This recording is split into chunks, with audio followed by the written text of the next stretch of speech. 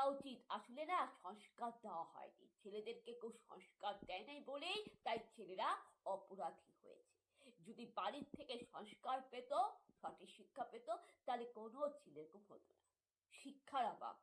আবার কিসের শিক্ষা? লেখাপড়ার শিক্ষা বলছি না, ভদ্রতার শিক্ষা, নম্রতার শিক্ষা, ম্যানার্স মেটার শিক্ষা দরকার। এটাই হচ্ছে চিরন্তর সত্য কথা বললাম, একেবারে খাঁটি সত্য কথা বললাম। গরিবের কথা তেতো হলে বাসি হলে খুব খাঁটি হয়, এটা গ্রহণ করুন, এটা মাথার মধ্যে ঢুকিয়ে রাখুন। বুঝতে পারলেন বন্ধুরা?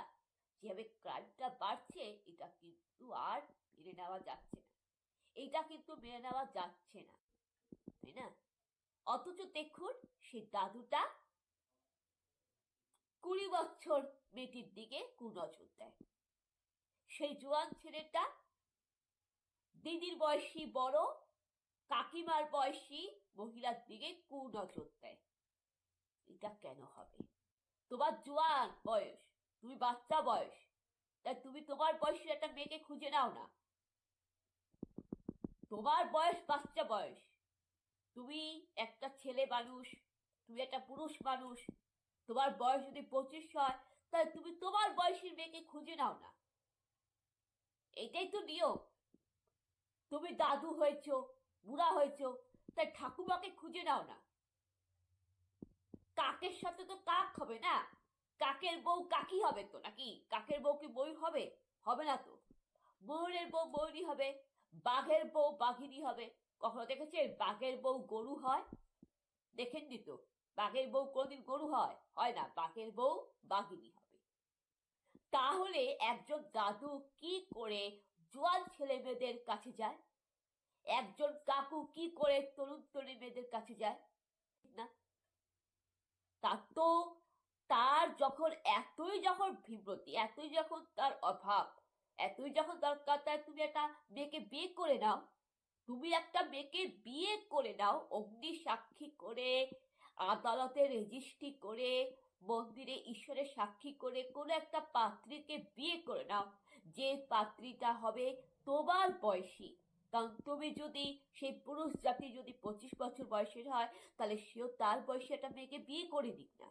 সেই এতই যখন দাদুর যখন বুড়ো বয়সে বিব্রতি, মানে বউ থাকতেও অন্য মেয়ের দিকে চোখ নাড়ে, হ্যাঁ, সেই কাকুর যখন এতই যখন বুড়ো বয়সী বিব্রতি, কাকিমা থাকতে অন্য মেয়ের দিকে নজর দেয়, অথবা তারা যদি বিপত্নিক হয়, পত্নী বিয়োগ হয়, তার যখন বউ মারা গেছে, তাহলে সে কাকিমার বয়সী মেয়েকে খুঁজে বিয়ে করে নিক না রে।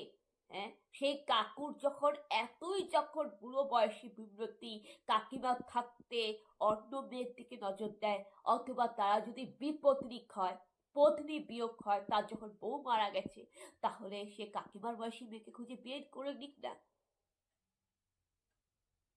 তাহলে তো পর হবে যে না, বাঘের বউ বাঘিনী হয়। বন্ধুরা, প্রতিবাদ করতে শিখুন, প্রতিবাদ করতে শিখুন। সবসময় আমার ছেলে লক্ষ্মী, আমার ছেলে কার্তিক। আর শুনুন, মেয়েদেরকে না অনেক হয়েছে লক্ষ্মী সরস্বতী বাড়ানো। এবার মাঝে মধ্যে মেয়েদেরকে দুর্গা কালী তৈরি করুন। মা কালী কিন্তু মা দুর্গারই রূপ। মা দুর্গাই কিন্তু লক্ষ্মী। বন্ধুরা, মা লক্ষ্মী কিন্তু মা দুর্গার রূপ ধরে অসুরকে বধ করেছিল। আবার মা দুর্গাও কিন্তু কখনো কখনো লক্ষ্মী রূপে আসে। এটা মাথায় রাখবেন, এটা মাথায় রাখবেন। আর এটা কেউ নয়, এটাই হচ্ছে জয় মা তারা মা, কালী মায়ের রূপ, দীপান্বিতা মায়ের রূপ, শ্যামা মায়ের রূপ। কারণ আমরা যেই ঠাকুরের যেই দেবীর পূজাটা করি না কেন, সবই কিন্তু মা কালীর অবতার। এটা মাথায় রাখবেন। তাই আপনারা যে লক্ষ্মীমন্ত মেয়েকে চান না, এই লক্ষ্মী কিন্তু অ্যাকচুয়ালি মা কালী। আবার জানেন না তো আপনাদের, আপনারা বুঝবেন করাতে, আপনারা তো ঘটে কিছু নেই। আবার সাধু চোখে আপনারা তো ধরে নিই কোন মেয়েটা কি করছে, মেয়েদের দিকে আঙুল তুলে সেই দিকে বলেন না। কিন্তু বন্ধুরা, এখন সমাজটা যে পথে যাচ্ছে না, এখন মেয়েদেরকে আর লক্ষ্মী হয়ে লাভ নেই। লক্ষ্মী হয়ে কি লাভ হলো? লক্ষ্মী হয়ে কি লাভ হলো বলুন তো? কোন লাভ হয়েছে? সেই তো ক্রাইম হয়ে যাচ্ছে। এখন মেয়েদেরকে মা দুর্গা তৈরি করুন, মা কালী তৈরি করুন। বুঝতে পারছেন? পারলে এটা মাথায় রাখবে।